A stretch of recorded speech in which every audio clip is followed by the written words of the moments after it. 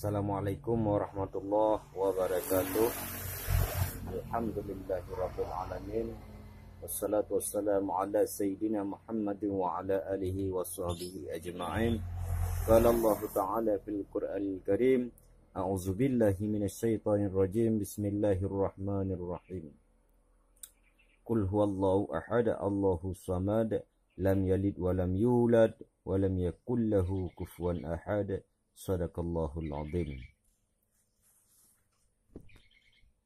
Saya hadir kembali dari anak Aceh yang beberapa hari ini saya melihat lagi Abu Janda sudah berkoceh lagi dan mengajak orang Aceh untuk memilih calon presiden, yaitu untuk memilih Jokowi. Sebenarnya kami tahu siapa yang kami harus pilih, dan kami pilih menurut hati nurani kami. Sebenarnya kami di Aceh ini ada juga yang mendukung Jokowi, tapi karena yang mengkampanyekan Jokowi itu kamu Abu Janda, ya akhirnya kami berubah pikiran. Karena kenapa? Karena seorang penebar fitnah mengkampanyekan salah satu calon presiden untuk Indonesia ke depan. Jadi karena engkau yang mengkampanyekan, ya akhirnya kami berubah pikiran. Berubah pikiran karena kamu itu selalu menebarkan fitnah dan membenci para ulama. Jadi saya ingatkan kepada engkau Abu Janda bahwa kalau kau memang berani, janganlah ngomel di medsos atau di media sosial. Hanya berani di belakang layar. Coba tunjukkan dirimu. Coba engkau Abu Janda kalau berani, datanglah ke Aceh ini. Sekali kau pijak tanah Aceh ini, saya orang pertama yang akan memenggal kepalamu.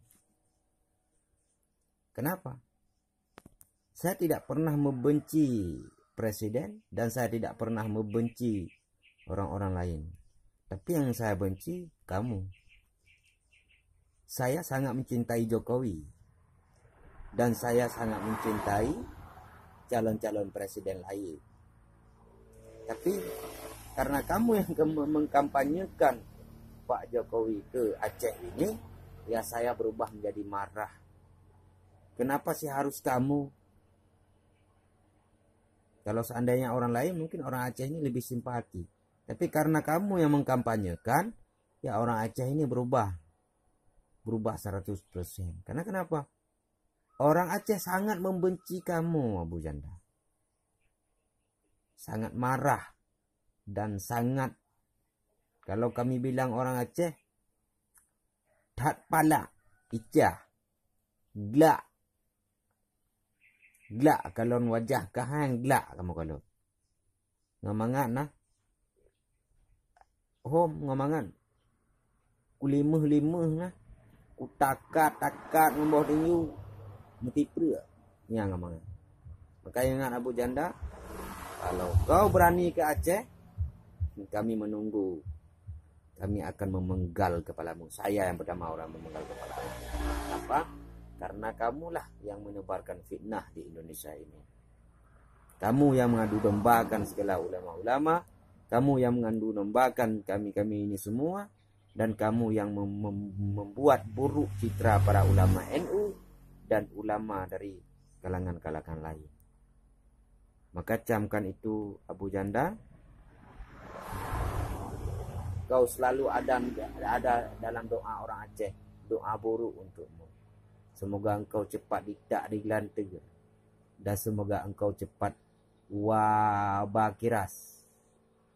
Assalamualaikum warahmatullahi wabarakatuh.